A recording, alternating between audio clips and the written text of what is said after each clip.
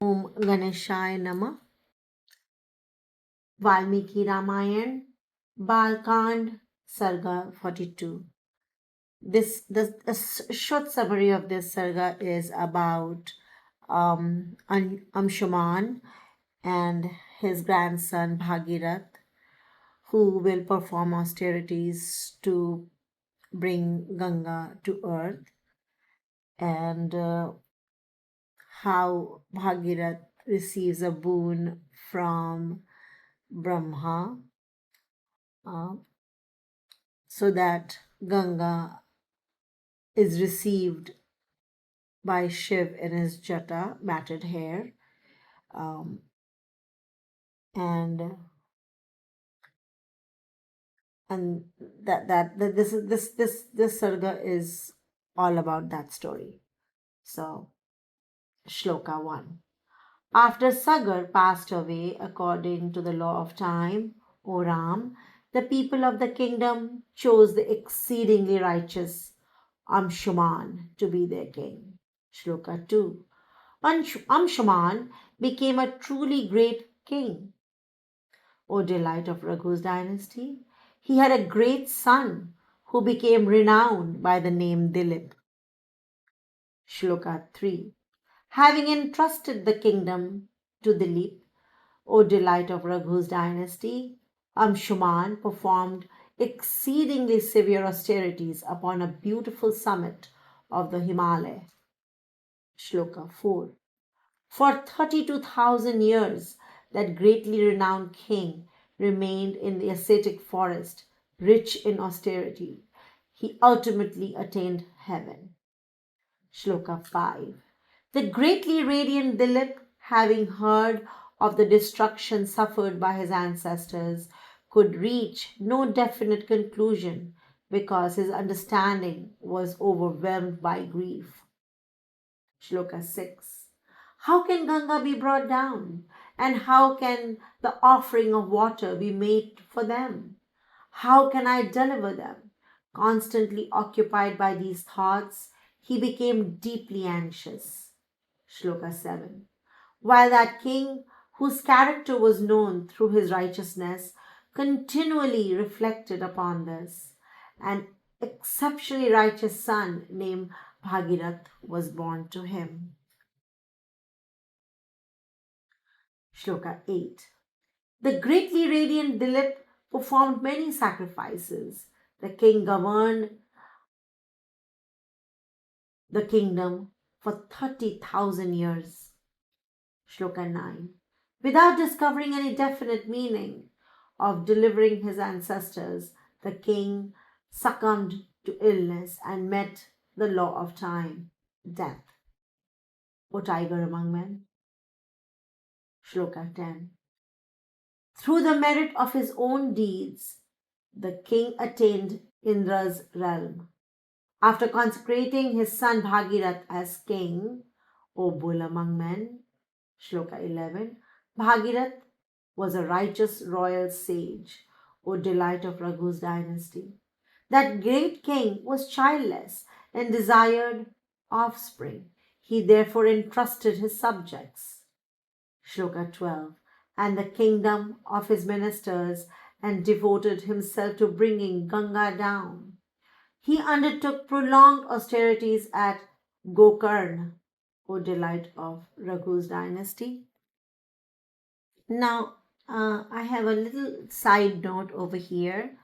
The Gokarna, where Bhagirath is doing his prayers to bring Ganga down, is not the Gokarn that we have heard about in later stories where Ravan will put the Atmaling.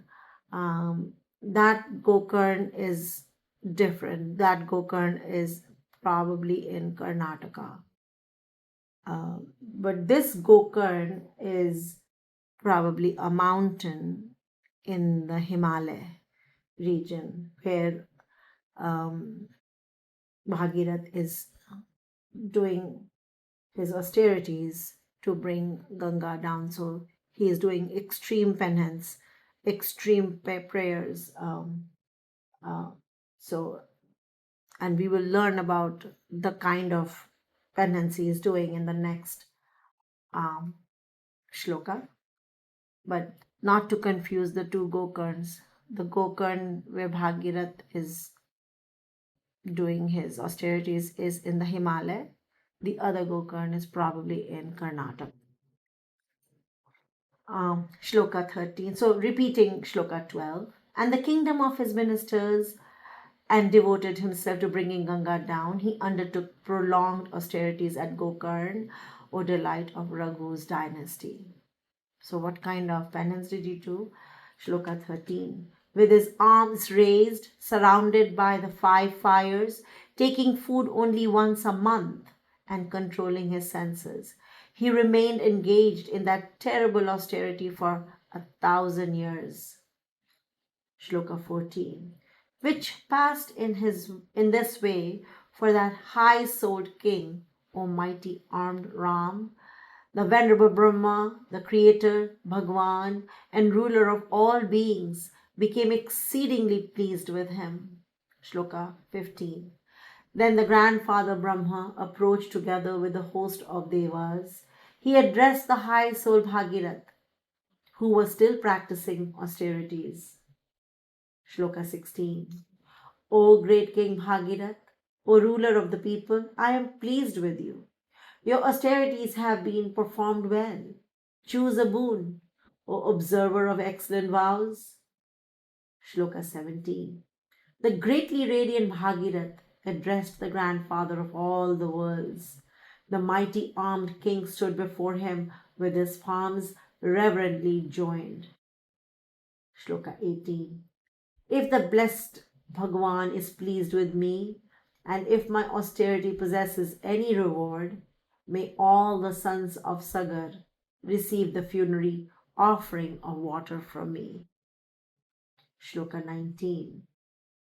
When the ashes of those high souled princes are moistened by the waters of Ganga, may all my great grandfathers attain everlasting heaven.